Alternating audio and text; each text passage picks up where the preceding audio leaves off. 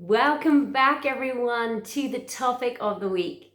And the topic of the week this week is insomnia, any type of sleep issue. So I love speaking about these topics because a lot of us are affected by a lack of sleep, and it weakens our immune system. We get easily irritable, we're more stressed, we can't retain information, and we're just knackered and exhausted. There's always psychological reasons and subconscious reasons why we struggle to get to sleep, stay asleep if we've been woken up, or even in general, just to relax. Why can't we switch off? What is it that's blocking us from being able to go into this wonderful, blissful state of absolute, serene, deep, and peaceful, rejuvenating sleep?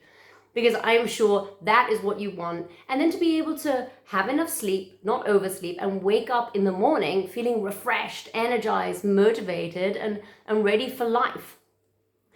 So some of the causes that I've noticed with my clients have been a feeling of feeling unsafe. That's a big thing with being in your room, being present with yourself, and feeling a sensation of unsafety, feeling unprotected, sort of being on edge all the time. And this is all subconscious programming, right? You consciously don't think, oh, I feel unsafe in my own home with locks and everything. I feel safe in my home. I don't know what this Lele hypnosis lady is speaking about.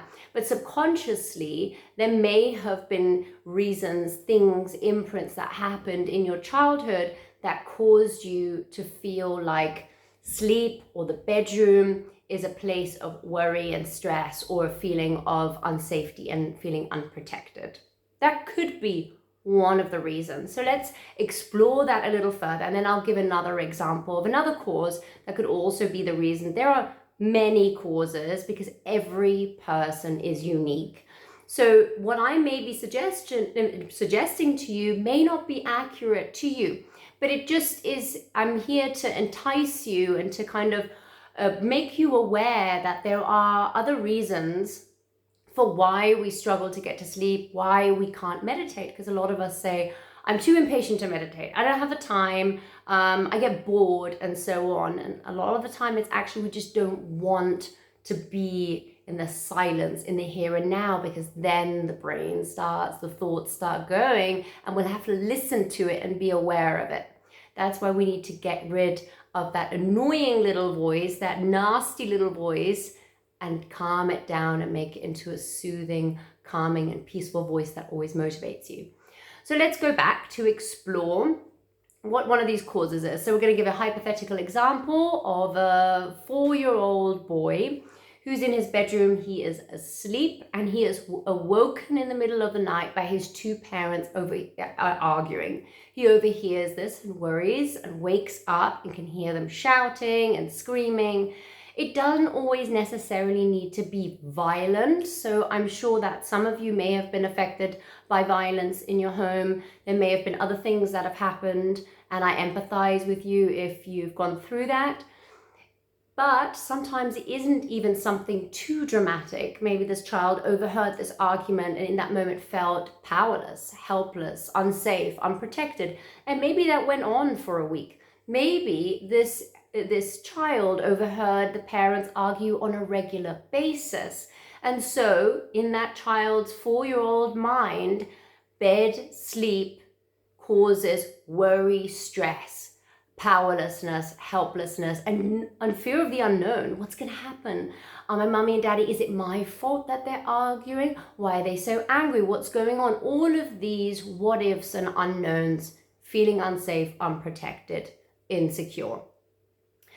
So that's one of the causes, and that can form an imprint right at that age. And then as you get older, you start noticing that you struggle to get to sleep because subconsciously you may still be that 4-year-old child worrying about your parents and worrying about there being a feeling of unsafety. Consciously, you may think, no, I don't do that. But if you go into hypnosis and we go back to the cause of the insomnia or the lack of sleep or the reason why you can't relax, then we will come up with scenes and memories of your childhood. Most of the time it is of your childhood, and we'll see what the cause was. So another cause can also be overthinking.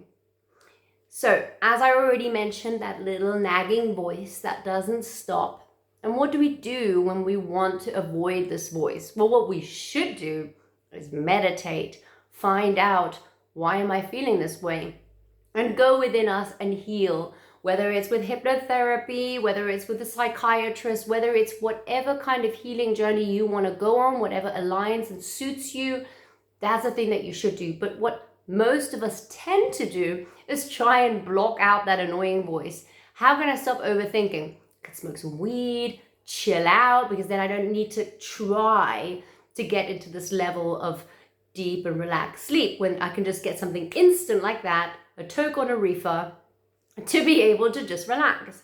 That's one way, and that is not the healthiest way. Then there's also medication, and there's also drinking, and there's lots of other ways that we can try and avoid it. We can watch and binge watch Netflix or YouTube or Disney or whatever it is that you're into, but we are avoiding. And a lot of us can't be present because we don't want to hear that nagging, overthinking, over-analytical, self-destructive voice that keeps us up at night. So, what are the causes for this? Why are we so over-analytical? Why are we overthinking? And there can be lots of reasons for this. As I mentioned, every single one of you is unique. You've all had different imprints. You've all had different childhoods, upbringings, and so on. So these are just suggestions. These are just ideas to kind of inspire you to think, what could be the reason for me not being able to sleep so well? Also, I just wanted to mention, please don't call it my insomnia. Call it the insomnia, because you are detaching yourself from it.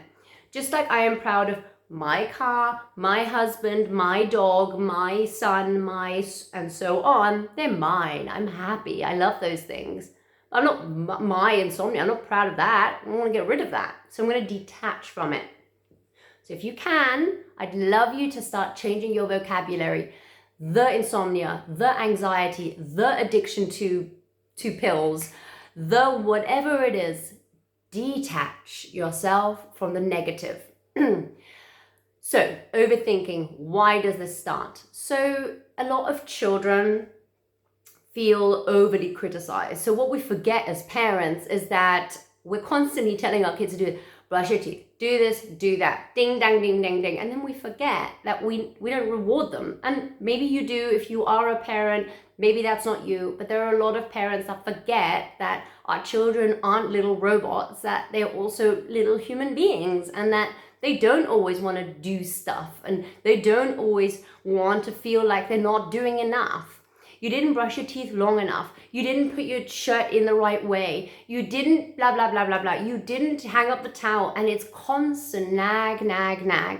And hey, I do this with my son as well. But then we have to reward good behavior. We have to tell them how amazingly, incredibly well you brush your teeth. Look how sparkling white they are.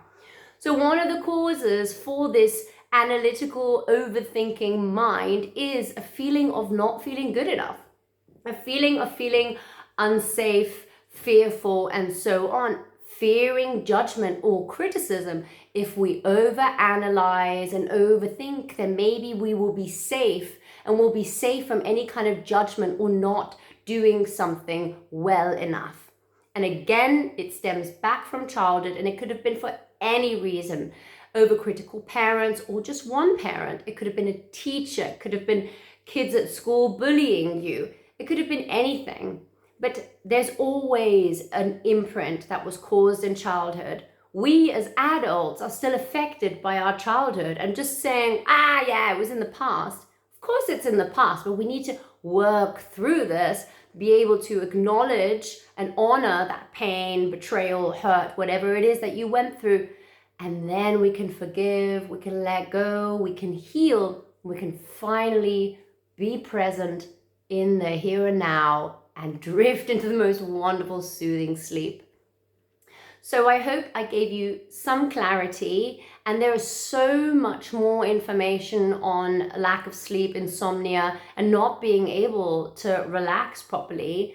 And I'd love to be able to guide you. If you have any more questions or suggestions of any new videos, please feel free to email me or go onto my website, leliahypnosis.com. You can always book a free call with me if you'd like to unburden yourself emotionally, and if you're interested in maybe working with me and freeing yourself to be able to have that deep, wonderful sleep. So I am making hypnotic audio for deep sleep. It is free on my website. From the moment that I post this video, it will be up for free. So if you are struggling with sleep, I invite you to go onto my website, download it for free. There's no hidden payments, nothing trying to trick you. It's just for you, so you get a good night's sleep.